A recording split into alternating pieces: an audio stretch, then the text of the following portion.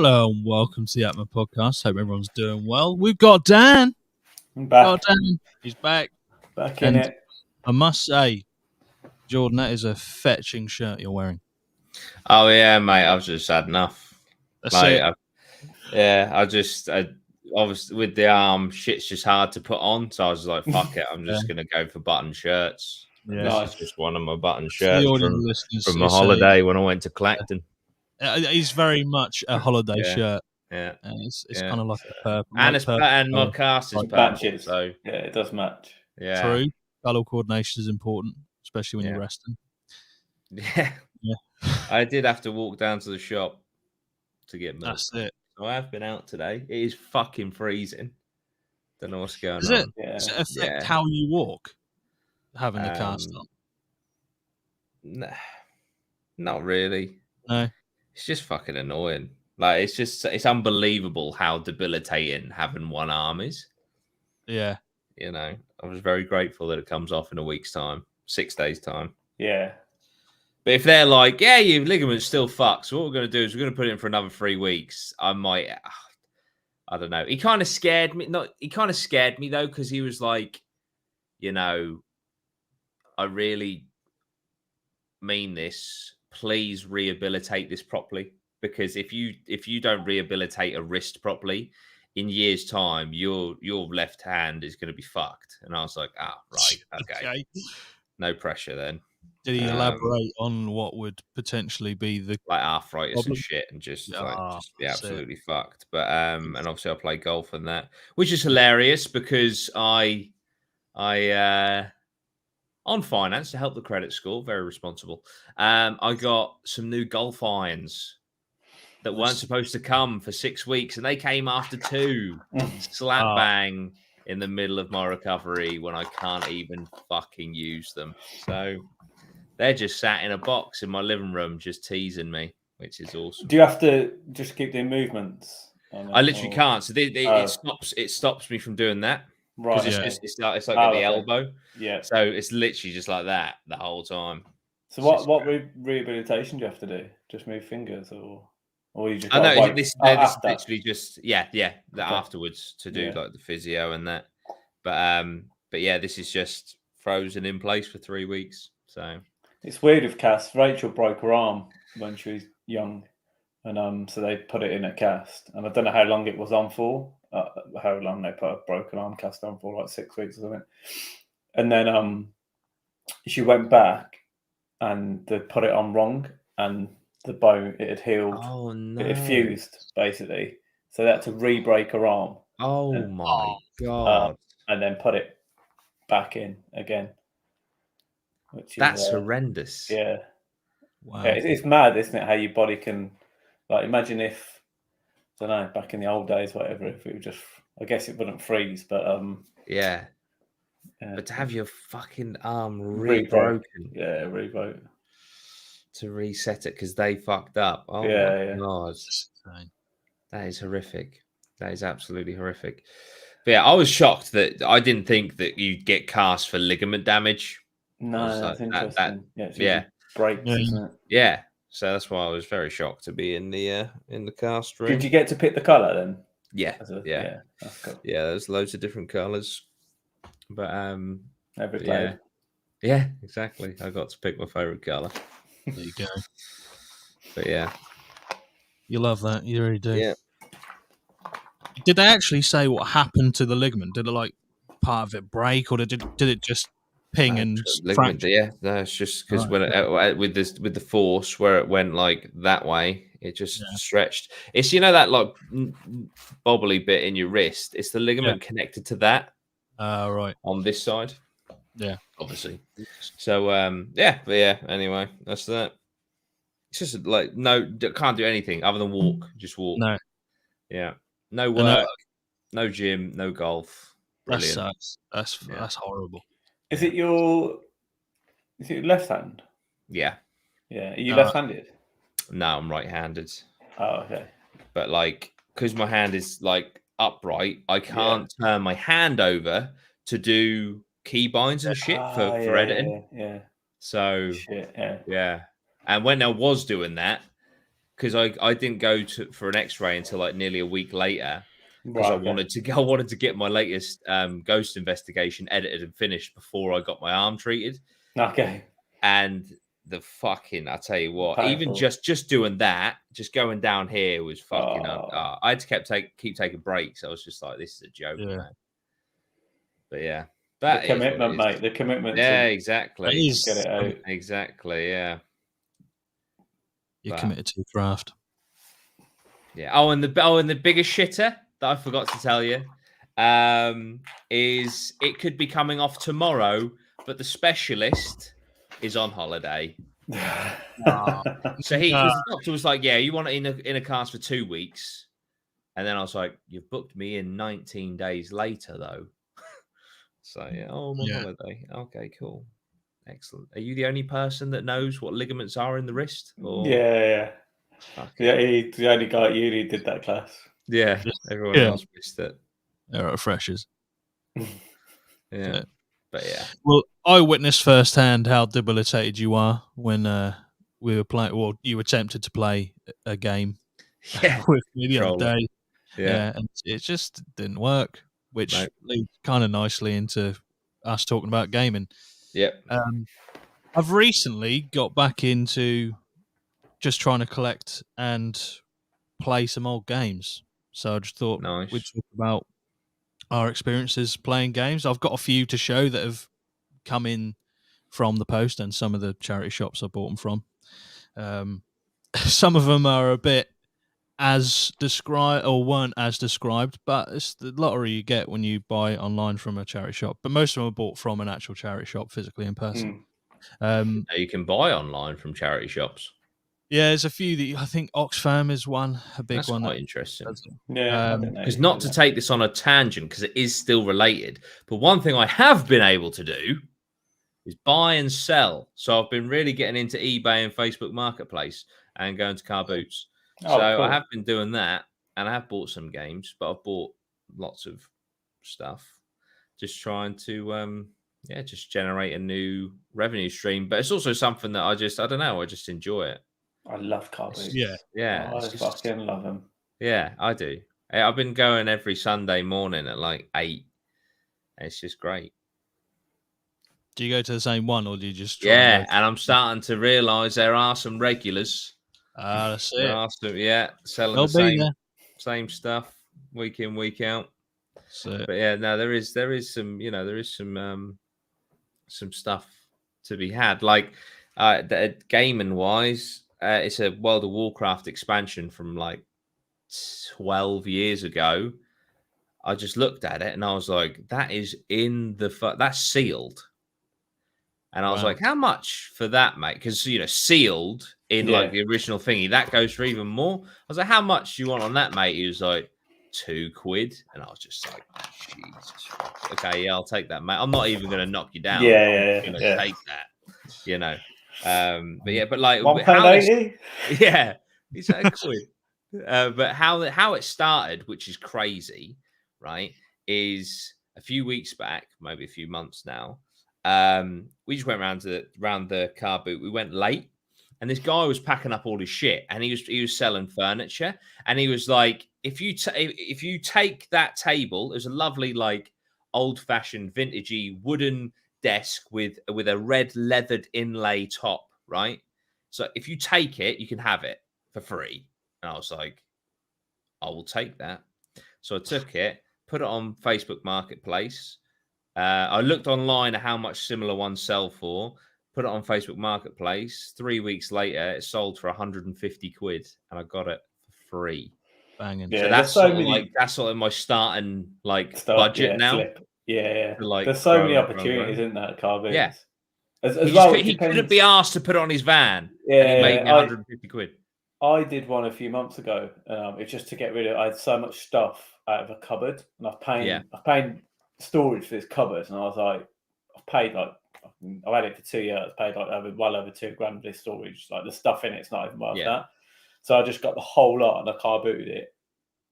And towards the end of the day, so I had all these army jackets. I had about 10 of them, and like no one was buying them. And you can literally sell them on eBay. I just can't be bothered to put them on. You can sell them on eBay for about 40-50 quid. They're proper brand new army. And I was telling people, I was like, you can have them for $5 each. Put them on eBay, you'll get 40-50 quid each for each of them. Yeah. And they're like, oh, and then in the end, this woman at the end of the day, I was like, you can have the whole lot for a £5. And I was like, trust me, it's like 200-300 quid's worth of jet. And she was still having an hour, and she bought them in the end, and it just made me laugh because it's like, I mean, it's like something we've got to start listing and put the size because the actual proper army ones, the sizes are army size, so it's different. I just can't be bothered putting all the different listings on eBay and that, and the messages and stuff. But there's opportunities because like usually at car boots you get a couple of different types of people, but you do get some people who just want to get rid of everything. And they don't care, even if they give it for free. They'll just get rid of it. So there's opportunities there for sure. 100%. It is really interesting, and it's just cool to like just finding shit that then you kind of look up the price and you're like, holy shit.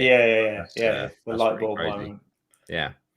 Yeah, definitely. I feel like that sort of opportunity happens quite a lot with people who do have furniture to sell at car boots because it's like an convenience scale. Like, can they be asked to take it back and come next week, or are they only there for that week and they just want to get rid of it? Take it home. For sure. Yeah. The weird thing is, I can confirm that guy is there every week. But he obviously just couldn't be asked to lift the desk up onto the van, which is like, okay, fair enough. I will put it in my car. But yeah, it's Evil Pixie says Facebook Marketplace is worse than car boots for haggling. Oh yeah. My dad wants to sell his sofa, and he knew that I was starting to do this sort of stuff. So he was like, "Oh, can you sell it for me?" And I'll just give you a cut. I was like, "Yeah, sure, whatever." And put his sofa on. It's a beautiful, like my stepmom is like a clean freak, so it's basically like it's 7 years old. It's basically fucking mint condition. It's insane. So anyway, I put it on Facebook Marketplace, and I had a guy. Bearing in mind we're in Norwich, a guy from Liverpool. He went quiet in the end. I don't know if he was taking the piss. A guy from Liverpool. He was like, "Yeah, I'll buy it. Can you have it delivered to Liverpool?" And it's just sort of like, are you going to pay for that? Because I'm not. Like, what the fuck? Just like the time and effort and costs. I just go to DFS. Like, But yeah, I sold a few sofas and stuff. Just sort of really getting into it. But I'll go on my Patreon. I've talked about it. And there's a guy on there, Zach Bruce, shout out. He was like, "Oh, I do that. Like I buy and sell all the time. Like it's kind of like I think it might be his main source of income." So he was like, "If you need any tips, just let me know." And because I was saying about how I want to niche down, funnily enough, into retro video games, because I kind of had the idea, if this goes well in the future, I could have like a retro video game shop, and that would be like a dream come true. But he did say. And I may still, you never know. But he said, like, if you want to make money, don't niche down because there's money in like so many different things. He's like clothes, for example. I mean, like you were saying there with the jackets, clothes, like trainers as well. Crazy trainers, absolutely. Yeah, there's once you get don't niche up. There's so many horizons. The good thing I mean, I used to do it years ago and make loads of extra money from it. But the good thing is now you can just check on your phone. Well, good and bad because everyone can check on the phone. But back in the day, like it was all about your knowledge. Very. It's funny you said about that flip thing because we were, me and Greg, a couple of years back, we were like, oh, let's try and build a flip channel and see if we can basically. We were like, oh, let's try and get to a buy to let flat like to 20 grand and then put it down on a buy to let up north. So we had a really good start. We started off. We got a cabinet for free, and he was on this other website. We got a caravan. I don't know if you saw it. Do you remember seeing it? Caravan. Yeah, what, the one that was in the factory? Was it that one? I don't know if that was James's. There was one we had outside. We got a caravan for free. I saw the caravan outside. That was for free. We got it for free, mate. So yeah, it had all we cleaned. It had all mold and stuff. Yeah, you cleaned it all out. Cleaned it all out. Put new panel in, and we actually sold that for 500 quid. but then we just didn't have the time. It was like over Corona and stuff, so like just obviously it wasn't important. But yeah, I think to get to your first 500 quid from nothing, it was one of the hardest. Once you got 500, you can get other stuff. So the next part was like we were going to get a car, an old car, and then flip that, and then go up. And the aim was to get to 20 grand, but obviously Corona hit and other priorities. I just thought it'd be a good series. Absolutely. That sounds cool. I'd watch it. That's funnily enough, that's another thing that I've thought about. But at the same time, like I seem to turn everything that I enjoy into like YouTube, which I think is where I go wrong.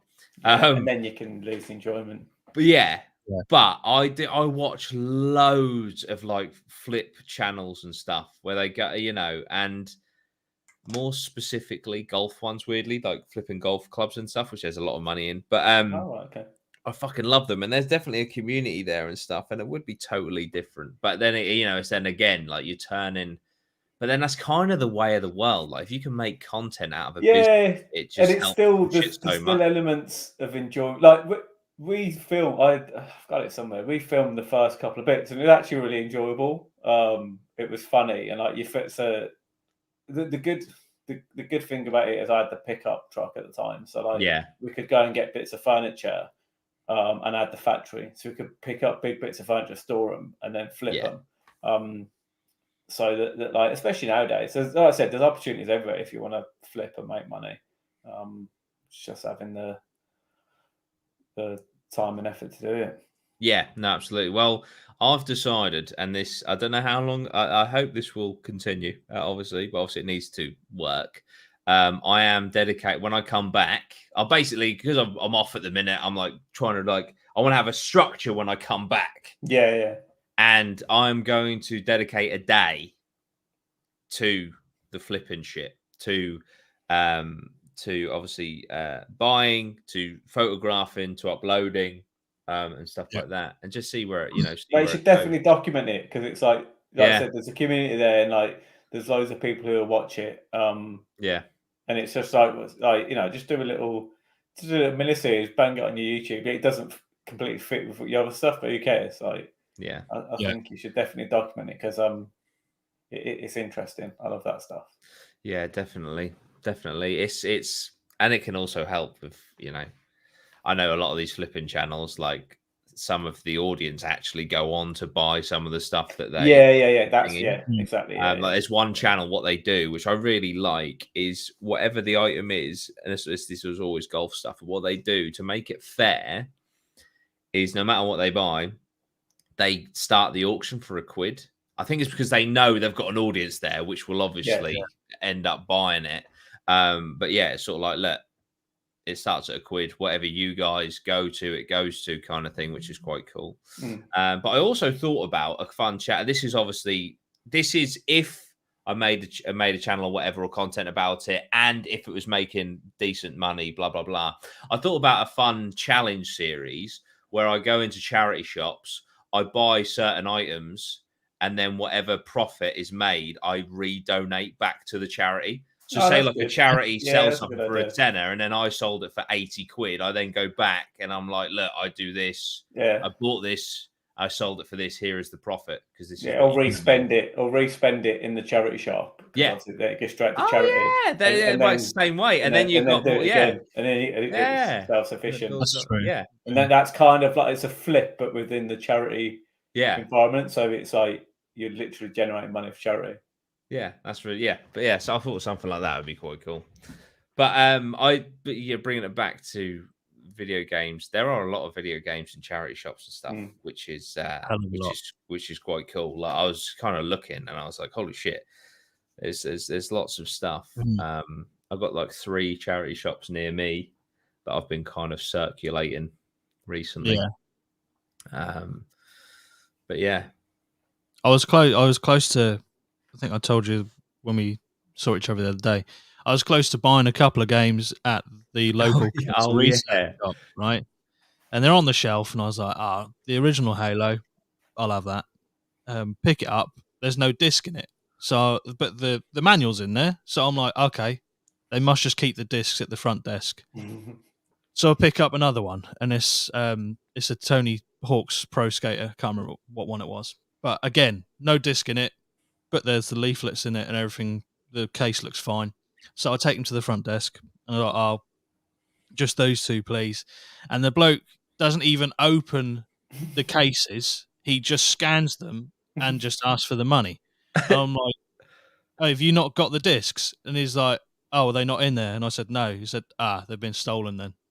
So I'm like, who steals from cancer? Yeah, that's a charity shop. That's so low, man. Because there would have only been what did it ring up to anyway?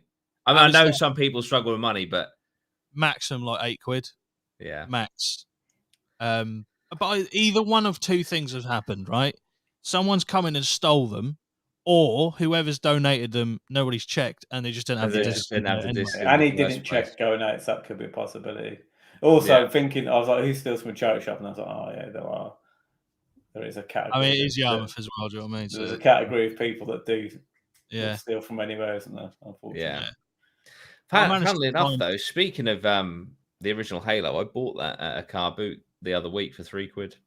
Nice.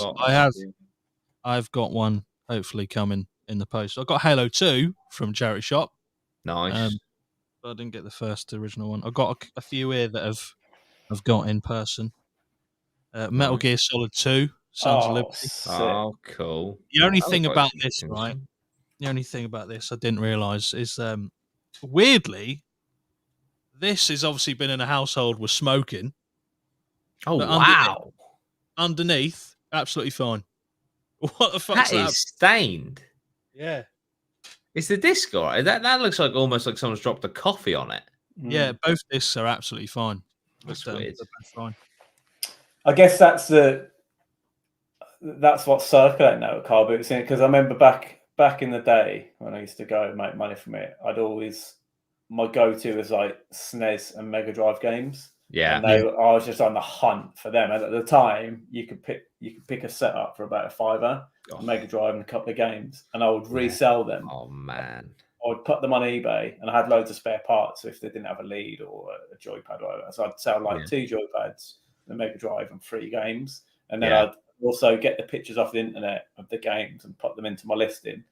So it hit that nostalgia, and I'd always get 40, 50, 60 quid for them. So I'd get as many as I could at a car boot. I'd usually come out with about 10. So it's just at that time where it's no say it's like PS2, 3 stuff selling. And like PS2, I reckon. Yeah, there's a market to, people will buy them packaged up on eBay. Looking nice, tested as well, because you can't test them. No scratch on the disc, that sort of thing. So it's finding that niche. But you accumulate stuff quick, man. Like I had a whole flat full of like retro shit. So cool. Yeah, I got I'm putting it in all the stuff in my conservatory, and it's if things slow down on selling, it's gonna fill up, most definitely. A good tip for selling on eBay. Yeah. So a good tip for selling on eBay. I think you might know this already, but so I always used to sell everything on auction. I'd sell it all on Sunday, right? And then the more different, and I'd sell it all at the similar time. So everything comes in. Everything comes in within the space of an hour or two. But so what that does is that one, it's the busiest time, or was probably still it's busiest time that on eBay for selling. But if you've got loads of different items with lots of people coming in for different things, they'll look at what other items you're selling. Yeah. And if the stuff's similar, they'll bid on that. So you just get a load of traffic at the same time, and it would always push the price up.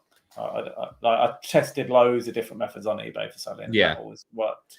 That's really cool, because I think I fucked up the other day, because I posted a few things on there on Tuesday at 1:30, and I was like, "You fucking idiot! When this finishes, they're going to be at work." Exactly. I did that the other day. I listed a few little bits on eBay, and same problem. I just listed them, forgot about it, and then I was like, "Oh shit, it's going to end fucking Tuesday afternoon, like when people at work." Obviously, people got the phones nowadays. Not as bad, but still, they shouldn't be on them.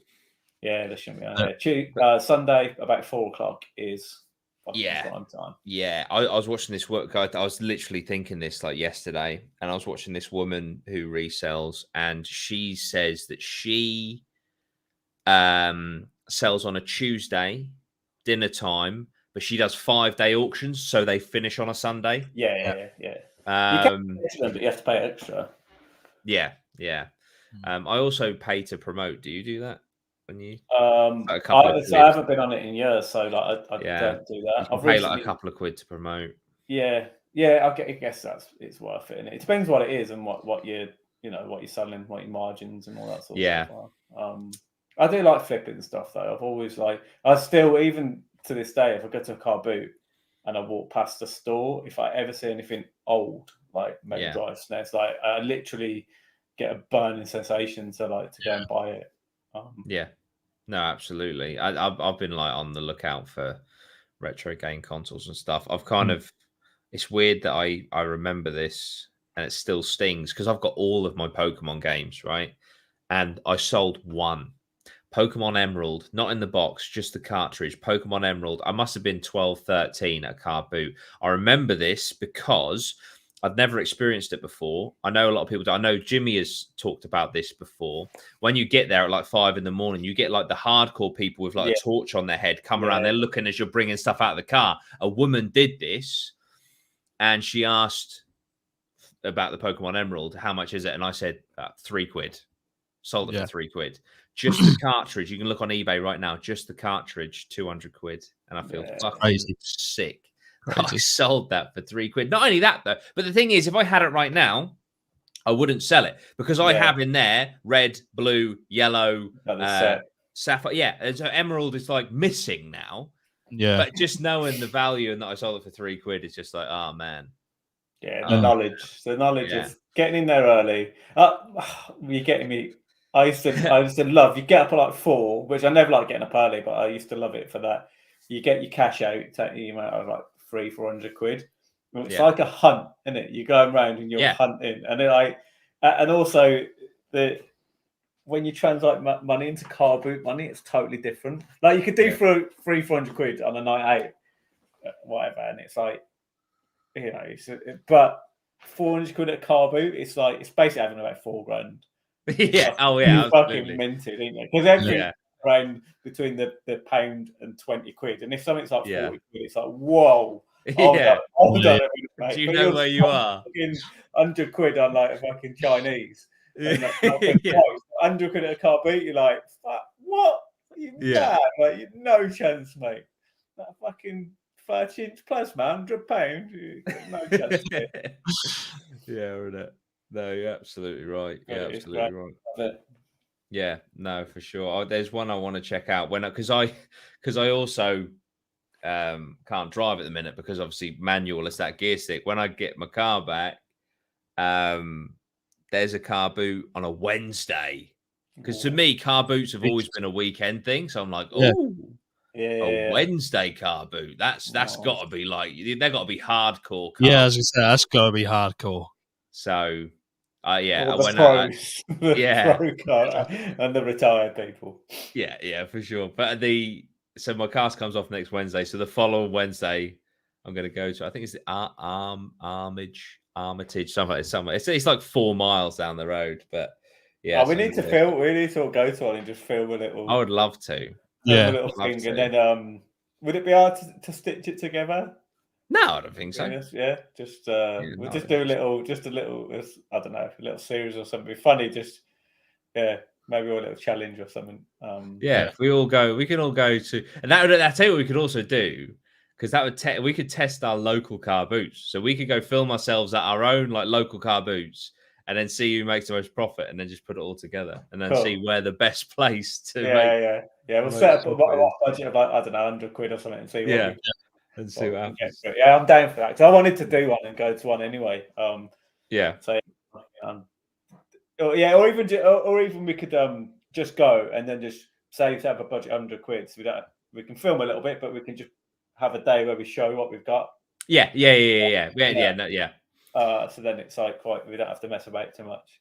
Yeah, no, absolutely. Because I might like some of these like reselling channels and that, like they go and they got like a fucking GoPro strapped to their chest and shit, team, and it's just sort of like, fuck, man, I mean, it's kind of like, I know we did it when we did that, when we were building the second studio and we went into that shop, and like just having the cameras like in certain, like, I don't know if it's like more accepted in America, but here it's just sort of like you're a bit strange, especially at a car boot, fucking hell, because I mean, you're trying to film me for tax dodging. Yeah, exactly. Yeah, they're like, there's a warrant out for their arrest. He made fucking £18.72 and he didn't declare it. Yeah, he's going down. I got him on camera. Yeah. I mean, there are. This is no disrespect. Like, what it is, but there are definitely some stalls where it's like, what fucking van did they fall off?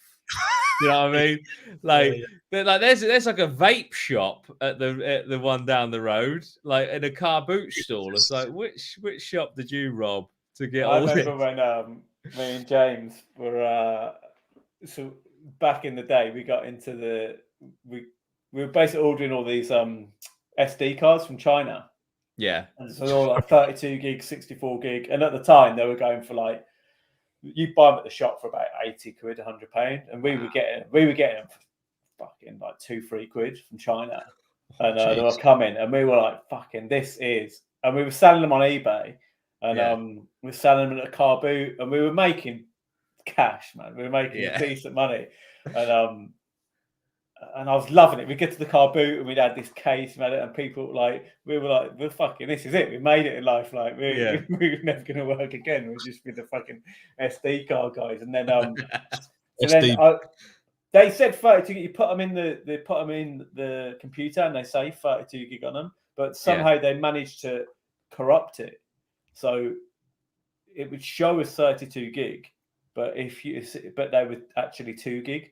So, so as soon as you got over 2 gig, the file would corrupt. We didn't know this initially, and this for about 2 months, and it's only through eBay that, obviously, because most of the time you get them, it's a while back then as well. Like, it was massive, 32 gig. Like, now it's not so much, but like, this is like fucking 15 years ago, maybe longer. Jesus. Yeah. So, but then someone was like, it's corrupted over 2 gig, and so they were doing whatever they were doing, changing the settings on the 32 gig and putting the stickers on for taker, but they were only 2 gig ones. So obviously that we stopped selling them. And I'm sorry if anyone on the car boot bought them, but at the time I was like, and you get something and you're like, fuck, this is it. This is like, I've got the product here for this, and people are paying this amount, and I'm like, it's legit, and everyone's happy, everyone's a winner. But they won. Be careful when you buy shit from China. Absolutely.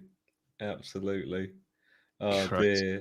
Brandon says, I got a Pokemon Yellow for £1 from a car boot. I'm convinced it's fake, but it plays well, so I can't complain. That's the main thing. Yeah. Just when you come to sell it, if it gets found out to be fake. This is quite interesting. This must have been, this is 20 past 11. So this is when I was talking about wanting to have a retro game shop. Stoned Alien says, Jordan, trust me, retro video game shops don't make much money. I worked in a CEX next opposite a retro game shop, and it was always dead, no customers, and closed after 6 months. And even CEX don't do well. That surprised me, because CEX, like, their markup is seemingly enormous. I mean, the other day, me and Lozzie were around our friend Dan's, funnily enough, different Dan, and we had a retro game. Well, I watched as we found out, but we had a retro games thing. Couldn't set up a PS2 because of the VGA SCART port thing, but had a PS3 which can still go to a normal TV, and didn't have a controller for it. So we went to CEX, £28 for a PlayStation 3 controller. Yeah, that's mad, which is, that's not. I don't class PS3 as nostalgic yet. It's not there. It's not there. Yeah, so for that to be that much is crazy. But I guarantee, if you take a PS3 controller into CEX, I'll give you like £4. So I don't know. I'd love to see their markup, because that's probably they're selling some PS5s for more than what PS5s are. They're not even in demand anymore. Yeah, their business model just doesn't work, does it? It's like everything's online. So like I say, you're only going there. Who's going there? Like say out of necessity because you need it that day. Like he can't wait. Exactly. That's literally why we went. Yeah. Yeah. We so like no one's going there and going looking for bargains, and everything's higher priced anyway than the internet. Yeah. It's a failing business model, and you got to pay rates for shops, and the town centres are dead nowadays. Like I'm surprised if they don't go under through. I hadn't walked through Great Yarmouth in a few years, and it was scary. Like it wasn't grim, it was scary. You know what I mean? Yeah. Like it was Easter Monday, and it was scary. So town centres now are just derelict. It's horrible to see. It's usually like the little old towns that do well, and and the town centres are just falling away. Yeah. But yeah, no, I do see what you mean about the failing business model, because if they were like, oh, you can go to CEX and, like you say, get a bargain on it's still more than you'd get at a car boot, but it's not as much as you'd have to pay on eBay. Then they'd get a lot more people going in there. Yeah. Evil Pixie 1980 says CEX buy PS3 controllers for 13 quid. The markup is disgusting. There we go, over double on the markup. And what makes it even worse is that they gave Dan a cable, obviously to charge the controller because it's got a rechargeable battery in it. Don't work. The cable just doesn't work. Yeah. For that amount of money as well. Yeah, because there was a sealed. Actually, I might be getting my CEXs mixed up. I think it's the one in Norwich. I saw it the other day. There's a not sealed, sorry, but a boxed Pokemon Blue, which I've got Pokemon Blue, but just the cartridge, and the box one in CEX was like 185 quid. It's like, who the fuck is gonna? That's just, unless you're desperate to own it. Like that is crazy. That is crazy. But yeah, CEX down the pan. Yeah. Right, I think we should move on to trying to finish this horror movie tier list. We started something. Really bit off so long.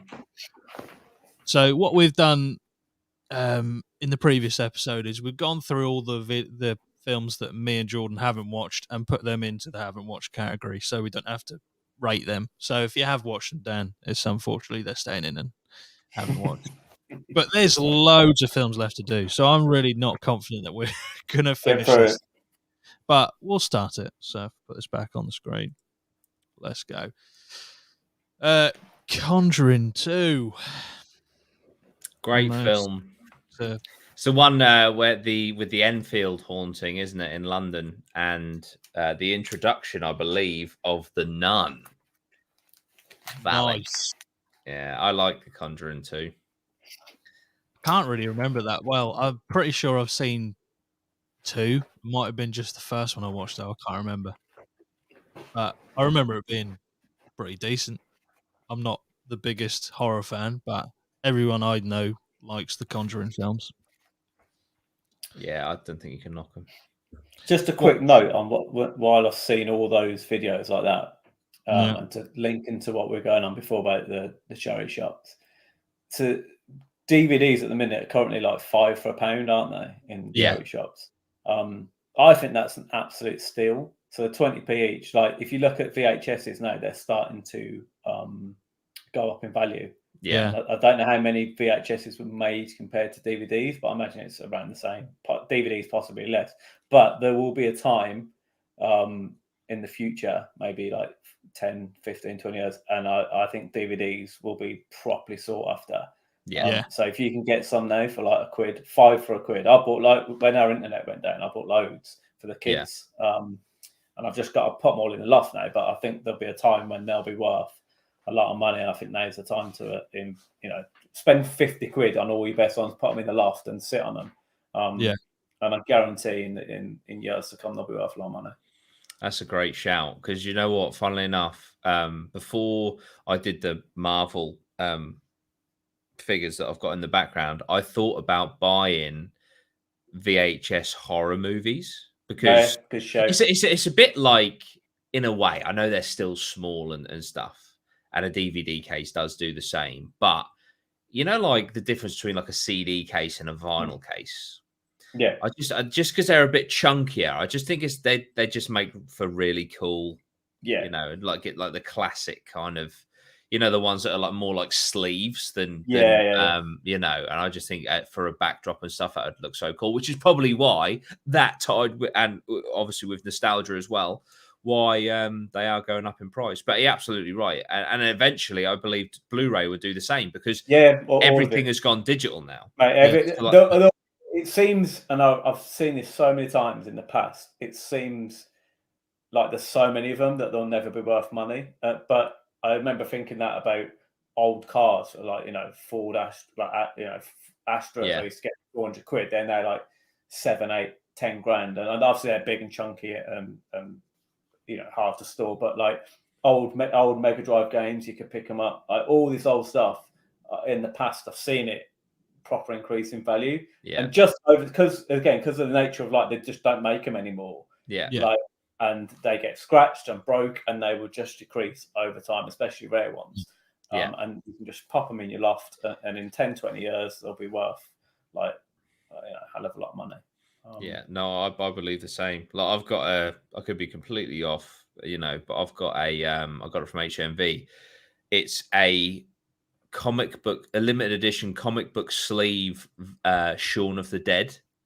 Yeah, cool. So fucking cool. That's cool. Yeah. That's I just think like that sort of thing, especially as like Shaun of the Dead is like one of the most iconic British horror comedies ever made, if not the most. Yeah. And I just think that that's something that will definitely go up. Yeah, everything filters down like that. without a doubt. But yeah, Conjuring 2, I would say, is a good film. It's a good film.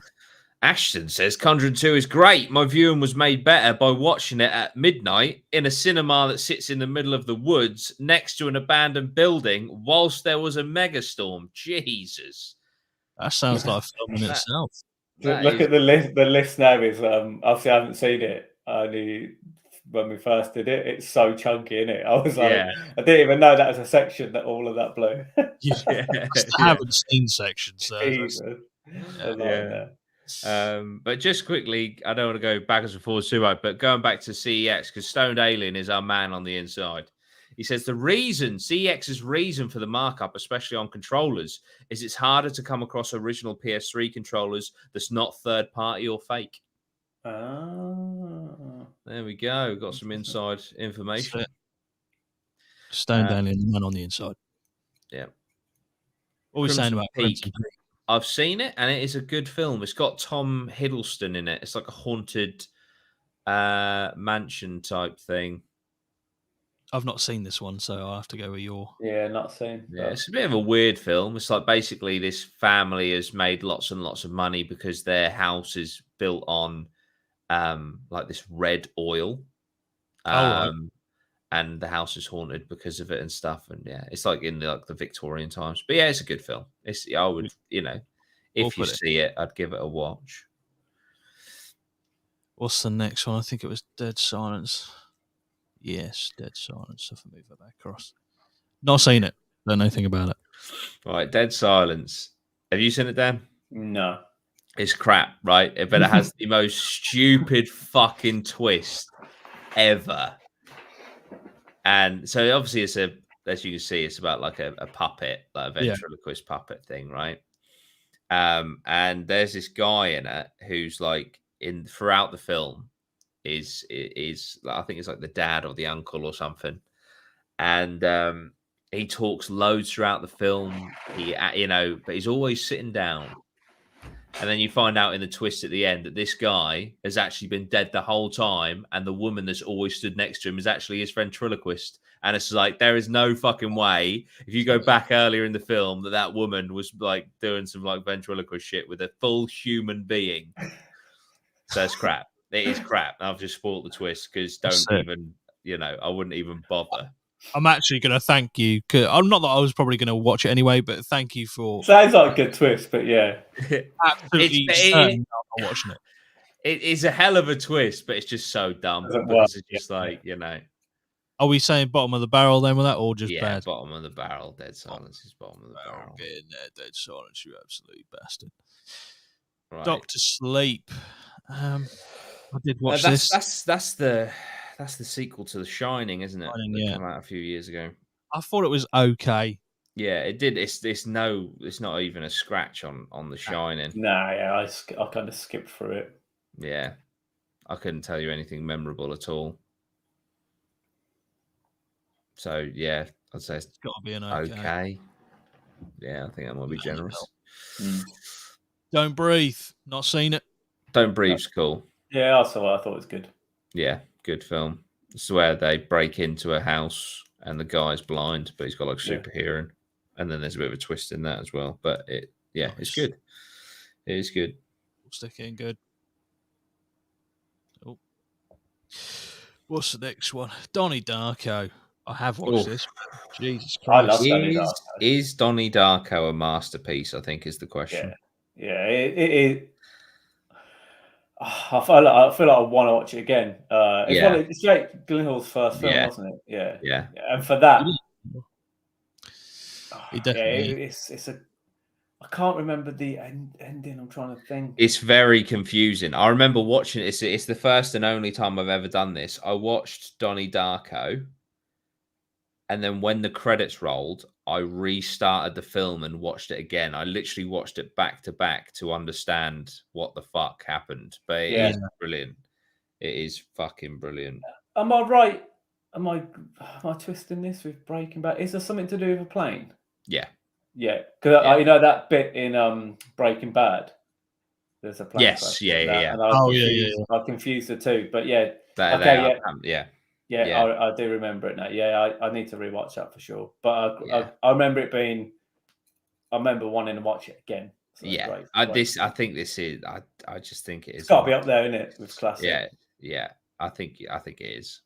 I'll have to go with both your. I can't. I remember it being weird, and I can't really. I couldn't find it out. I love the scene. I love the scene in the cinema when that interdimensional bunny that you can see in the fucking picture there. Jake Gyllenhaal is like, "Why are you wearing a bunny costume?" And then he just goes, "Why are you wearing a skin costume?" Back to Jake Gyllenhaal. Yeah. Nice. Yeah, I'm going to write it down. We'll put it in masterpiece. So we agree. I think you've got to. Yeah. It's funny. I've just seen above there that you've got Requiem for a Dream. I haven't watched. I wouldn't put it in horror, but it is a fucked up film, man. Yeah, it's worth a watch, but it is. All I remember, I don't think I've seen it, but I've obviously the soundtrack to Requiem of a Dream is fucking phenomenal. Is it about heroin addiction? And like speed and stuff? Yeah, just about drugs in general. But it's definitely worth what. I wouldn't know what. Definitely wouldn't really call it a horror, but it's like a psychological. Yeah, fucking. It's got the dude fucking Jared Leto in it when he was really young. Yeah. All right. Jeez. Well, I say when he was really young. Jared Leto is like a vampire. Yeah. I didn't realize. I say really. Jared Leto is like nearly 60. Mate, and you've seen how he looks for 60. Yeah, it's fucking weird, isn't it? He's he's one of those characters that just changes his look completely in different films. Like have you seen him in Fight Club? He looks totally different. Yeah. Ridiculous. He also seems to he'll have short hair and then 2 months later he'll have shoulder length hair. It's like, how the fuck did you do that? He's basically just not real, is he? He's not. He's not a real person. He's not. He's a lizard. Oh, drag me to hell. The premise of this is incredible. I don't remember this film. So she works in a bank. Right. And this nice old lady, gypsy lady comes in. She asks for a loan. She rejects it, so she puts a curse on her, and her life is fucked therein. That's literally the premise. It's scary though. It is scary. I'd say it's good. It's sort of like a cheesy kind of, but yeah. That's a lesson to all. Exactly. To be fair, you can't really fucking do it online, can you? You can't really curse the online algorithm. No, that's it. Although I do have Romany gypsy blood in me. Does that mean that I can put curses on people? That could do. I'm going to find out. That's it. Start cursing some people. CEX has got the Pokemon up for 180 quid. Let's get a curse on it straight away. Yeah. Well, if you watch Drag Me to Hell, you will know you do not want a fucking gypsy curse put on you. Jesus. Tell you that much for nothing.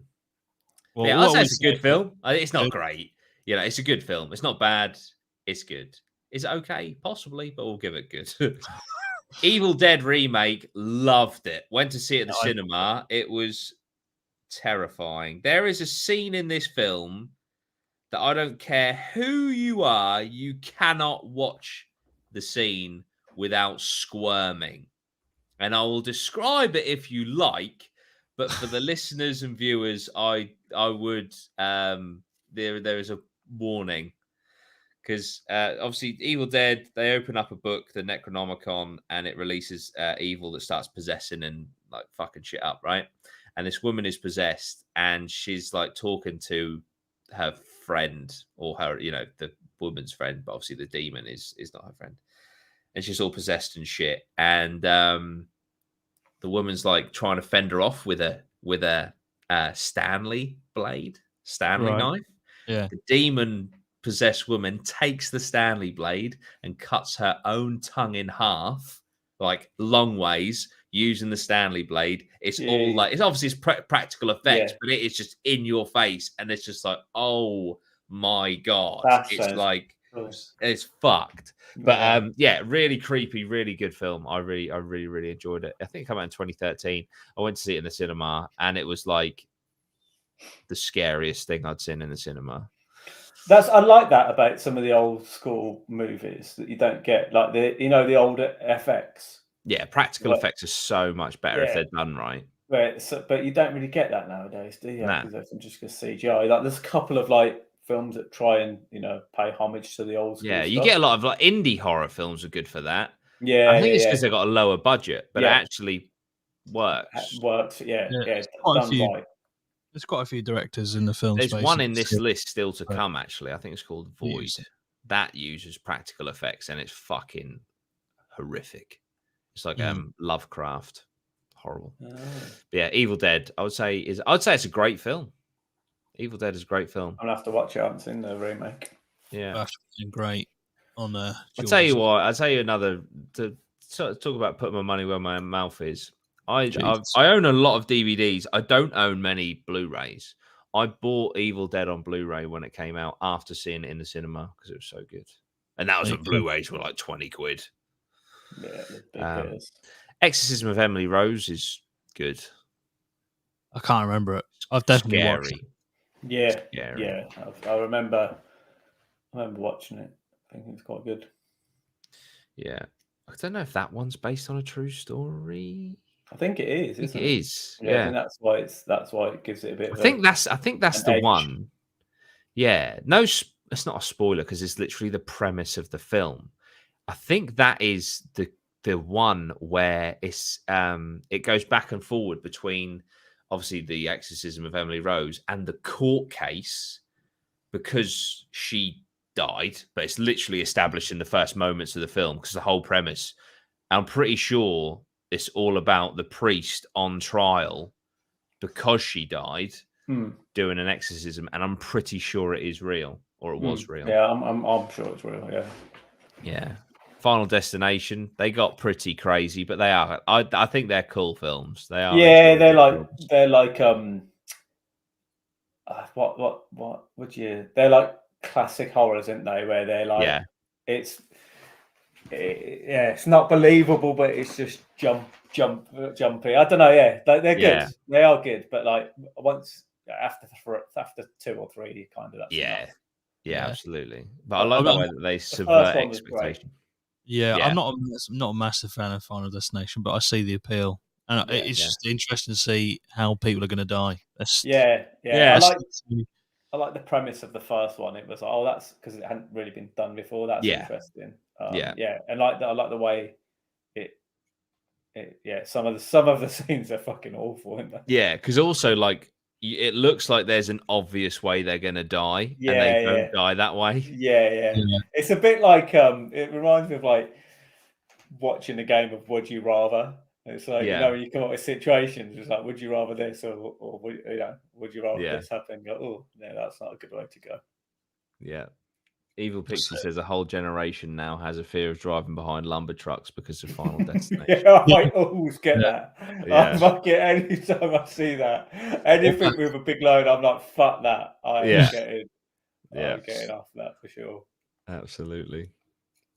What we I'd say it's good. Would you say it's good? Would you say it's great? Yeah, good. Definitely good. Definitely good. What we got? Friday the 13th. Not seen it. I mean, is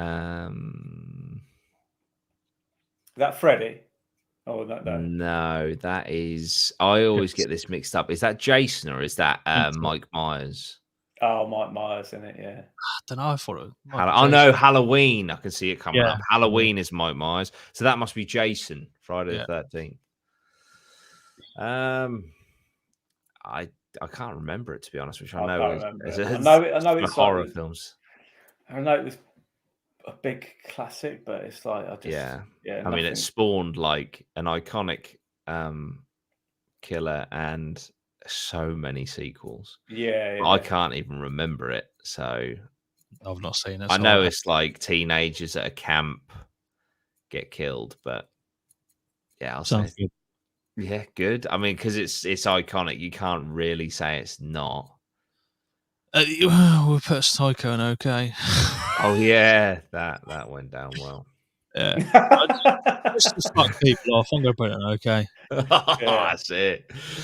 The thing, I get the Psycho in okay. It's like I get it is iconic, but it is a bit crap in it. Yeah, dude dresses up like his dead mum, kills people, stabs a woman in the shower. Psycho. There you go. Enough said. What were we saying about Get Out? I do like this Get Out. Yeah, I think Get Out is. I think Get Out is great.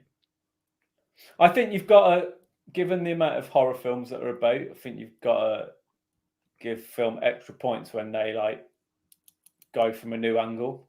Yeah, for sure. And I feel like Get Out did that. It was like it's very original. Yeah, when they throw something into the twist that hasn't been done before, you like, and then turn it into horror. I'm like, do you know what? Like, because like I say, especially with horror, it spawns a load of films afterwards. Like from Get Out, there's been a load of films spawned with that that genre coming up. Yeah, I feel like the thing about Get Out is the twist or what happens, and you're like, everything's like basically uncovered. This is what's going on. That was so far from what I thought was going to be. Yeah. I thought they were just going to go down a linear path, and they hit it very early on and just stayed there. But I was like, okay, we're going there.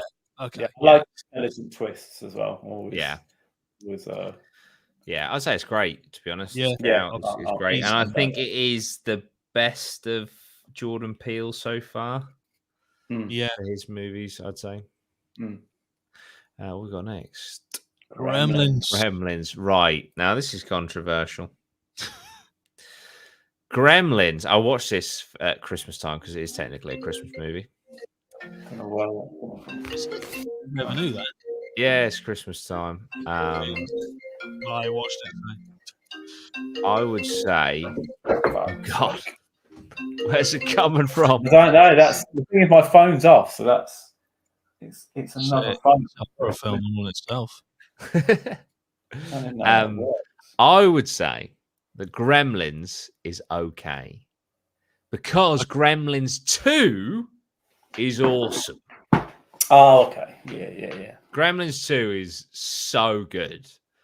But Gremlins, I watched it for the first time in years and years and years and years and years at Christmas time, just gone. And I was a bit like, that's not as good as I remember.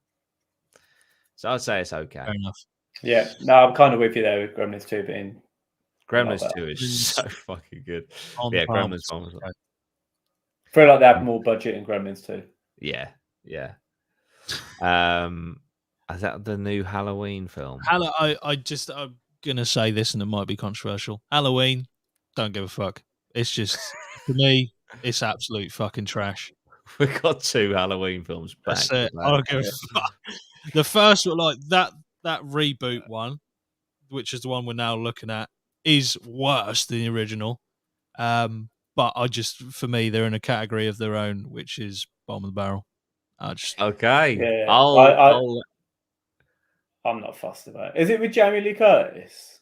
Yes. Yeah, I never got into that. Yeah. It's just shit. It's like, I am not. Look, he is a formidable character, but only because they he write literally him to can't survive. be stopped. Yeah, exactly. Yeah. Literally just write him to survive whatever the fuck they throw at him. So it's like, yeah. And also, I mean, I haven't seen the last one of this new trilogy, so I don't know if this gets resolved, but it's also never explained. He is just a supernatural, unkillable force. Yeah. So for me, I just can't give a fuck about it. I switched off. I'll let you guys decide. I'm saying bottom of the barrel, but you can put it in okay if you want, or bad.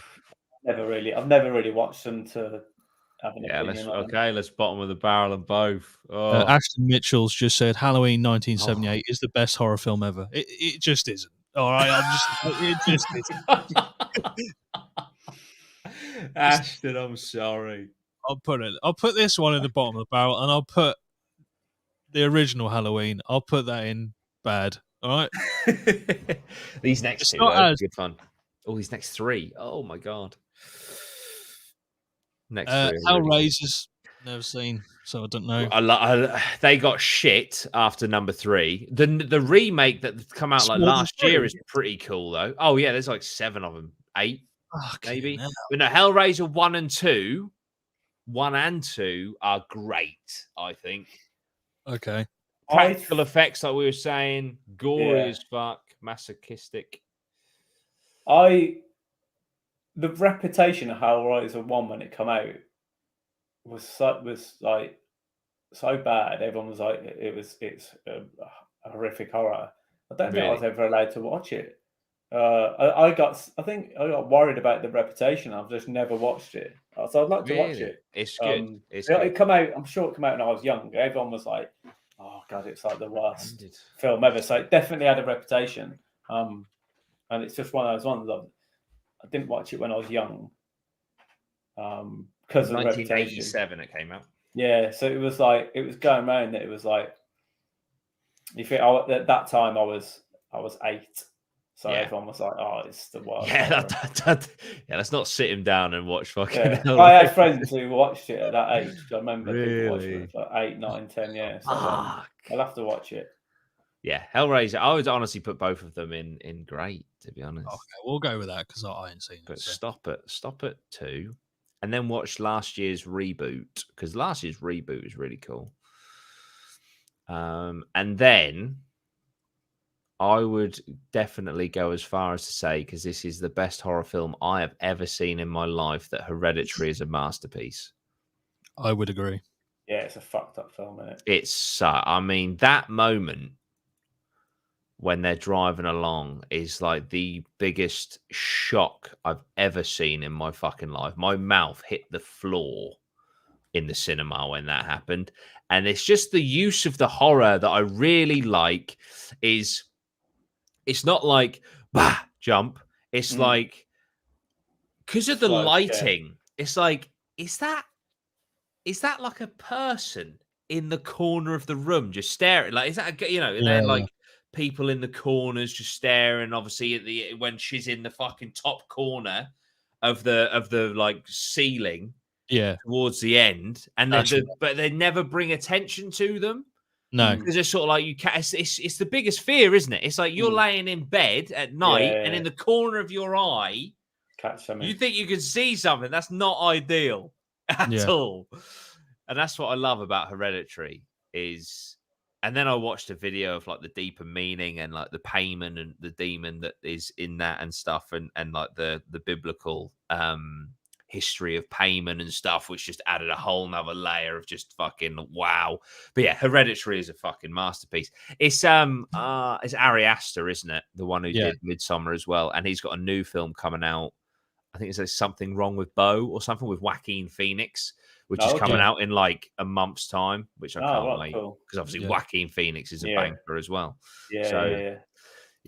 That's Hereditary is fucking everything with Hereditary is pretty much bang on. It got like the cast is brilliant, the acting's brilliant, the story's great, the sound is so fucking jarring, like in terms of it's unsettling, and the set design, everything is just brilliant. Yeah. So I'm gonna put it in masterpiece. It's got to be done. Yeah, I liked because the mother obviously makes like dolls' houses and stuff, doesn't she? And then like they were using that to like set off scenes and stuff. It was really transition between scenes. It was cool.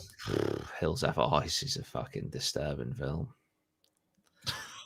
I don't think I've watched it. Have you not? No, I don't. I don't remember it if I have. What do you think of Hills Have Eyes?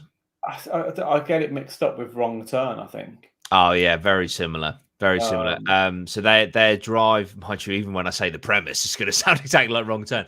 So they're driving along on like a family camper van holiday. It breaks down in the middle of the desert, and it happens to be near a village that was used or that was nearby when they were testing nukes in like the 60s or whatever.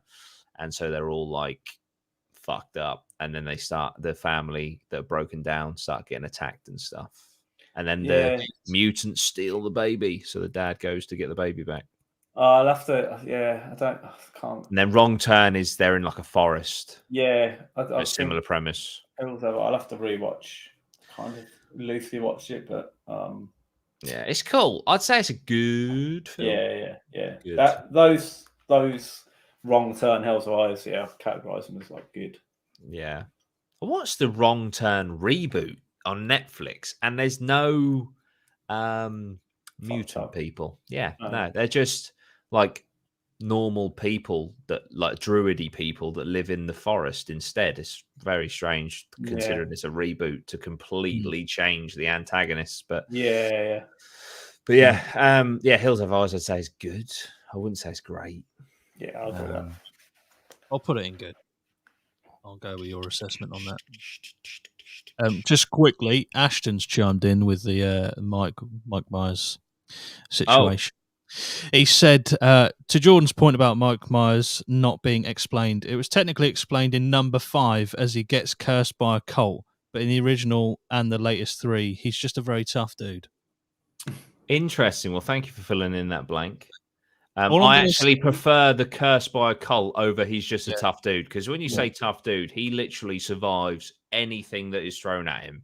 Guns, cars, fire, collapsing buildings, just fucking everything. He just can't be stopped. It's just a bit much, you know? I would say leaving it until number 5 to explain that. It's bold. It's a very different strategy. Seems to have not paid off if this tier list is anything to go by, but it's just my opinion. Hostel. Not seen it. I'm pretty sure Hostel is great. I'm pretty sure Hostel fucked up the traveling. The tourism. Is it Romania? I don't know where this is based, but wherever it's based, like I'm pretty sure that the government came out and said, "Look, this doesn't happen here. Please come back." Yeah, no, it did. And for that reason, it's fucking iconic. Yeah, like, it's one of the. Again, it was like the one. It's Quentin Tarantino, isn't it? I think he produced it. Yeah, So it's one of those ones where like it hadn't been done before. Yeah, or the first in its series. And it like fucked with people's minds and went above and beyond the film. So for me, like and the build up to it, everyone was like, "Fucking hell, man, you've got to watch this." Like, if something makes you scared of doing something like traveling or going to a country, like it's got to be up there. It's got to be top tier. Absolutely. For me. Yeah. And it is fucked up. The film, like the premise of it is fucked up. Yeah. No, absolutely. Was it great or? I think higher. I think. Yeah. Jesus. All right then. For me. Yeah, we'll go for it.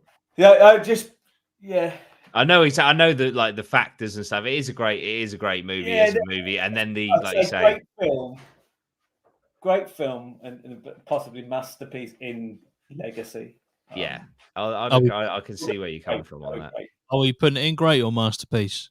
Let's go for masterpiece. Okay, I can see what you mean because it had cultural impact. I think when a film, like what's the one in the woods that they did? Just when something leaves that like legacy behind in a movie, you're 100%. Like, oh, fucking hell. Like, I've just got someone at the door. I think it's my Amazon delivery. One sec, guys. Look at that shirt. It's brilliant.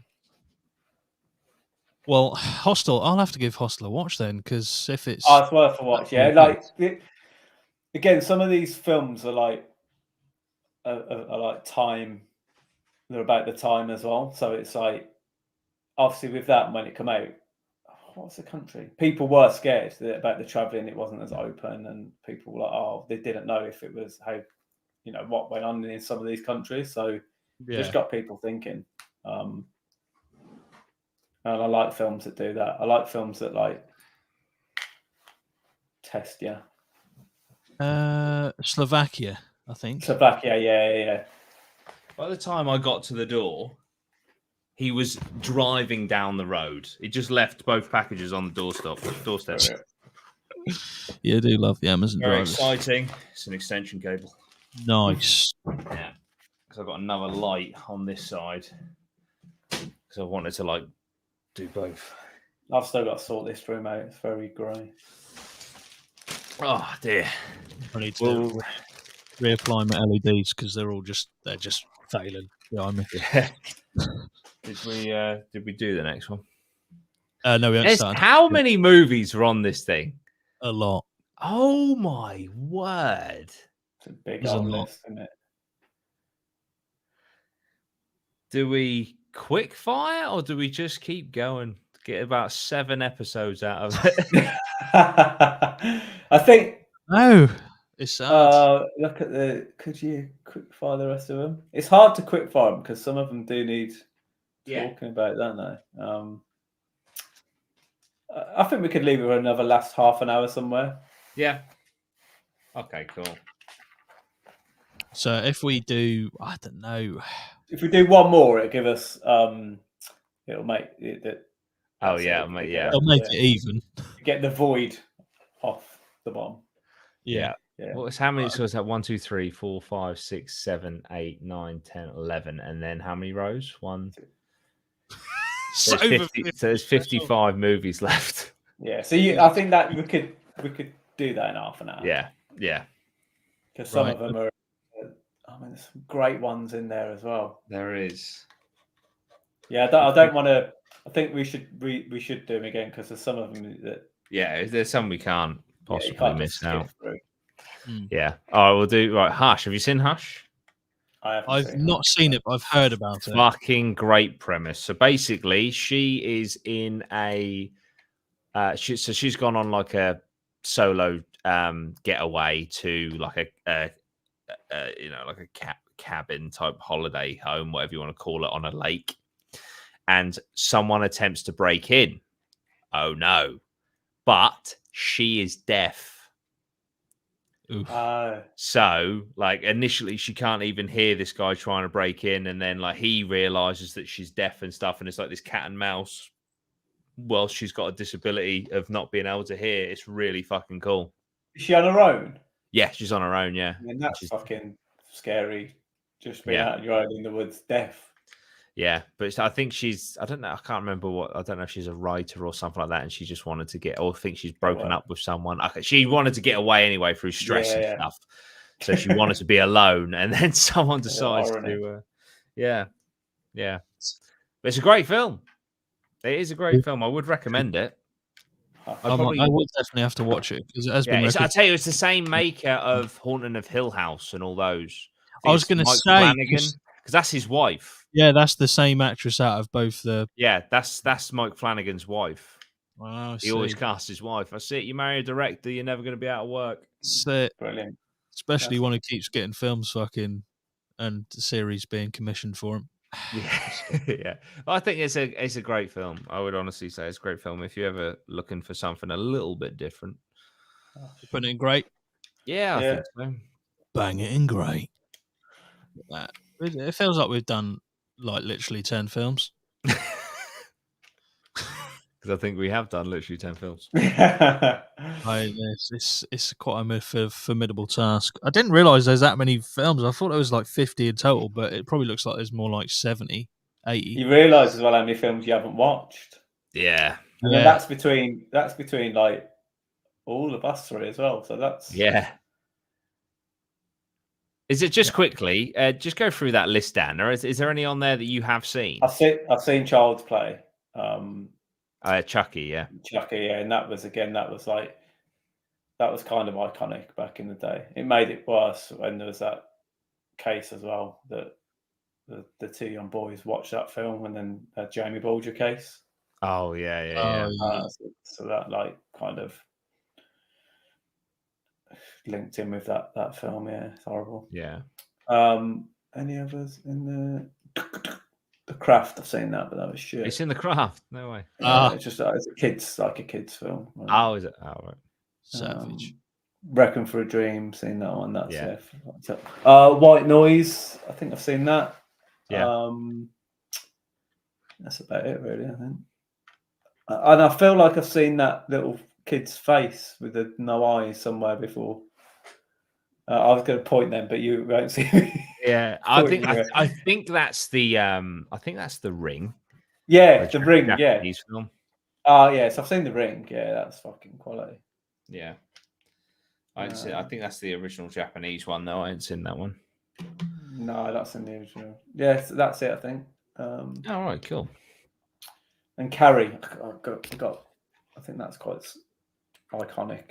Yeah, is that a Stephen King film? Yeah. Oh, right. Well, we're getting through it. We are. I'm enjoying it. It's not like a slog, but it's just impressive how many films there are. Yeah. And I'd say some of them. We were a film podcast. This would be perfect. This would be like 8 episodes. All encompassing it. We do exactly. We do anything. We've gone from car boots to movies. That's it. There's a link because you can buy movies at car boots. So there you go. And a top tip: fucking start collecting your DVDs. Yeah, 100%. I tell you, in 10, 20 years, you'll be going up in your life. Bloody hell! Go and buy Croc. All right. Yeah. I got Super Mario 64 the other day. Oof. On Nintendo 64. Nice. Yeah. Did you see that? I think we talked about it a few months ago. One of the old retro games now, one of the Marios, I think, went for like $100,000. Yeah. They're starting to rate them though. Yeah. Which to me is like. Okay, like Pokemon cards that they rate them. Yeah. So like, I imagine that will be quite lucrative in the future. So get any games you've got in pristine condition, like keep hold of them because. Yeah, I think in the next 10 years we'll see that chapter come in when you'll have. I'd probably go further and just say any physical media that you have. Yeah, mate, 100%. Yeah, tape decks are all the old tape. Yeah, albums starting to be worth a lot of money now. Yeah, anything like that. Yeah, anything physical because it's like I say, it's all digital, isn't it? Yeah. It's either going to be code and shit in your computer. Digital files or in the cloud where it'll be probably lost forever if it ever goes down. So we should release we should release a first podcast episode out on VHS. So that'd be so sick. Put a little case. Yeah, have to put it on like 5 tapes. Yeah, that'd be so cool though. Do like 100 limited edition or something. Yeah, that would be cool. I'd want one. I'd have one. Maybe that's 3. That's free sold straight away. Yeah, yeah, absolutely. Well, thanks for joining us, everyone. Hope you enjoyed our trip down memory lane with the gaming and the continuation of the never-ending tier list of horror films. It will make another appearance, so don't worry if you are. They'll be back. More of that. They'll be back, and you might. Hopefully, I mean, thus far this has saved the progress, but I really hope it does save the progress all the way through to the end when we finish it. Because if we lose, imagine I will die. I just have to rewatch it. Yeah, rewatch it to put them all in. See where they all are. Oh well, thanks for joining us. We'll see you in the next one. Up the APMA, and we'll see you later.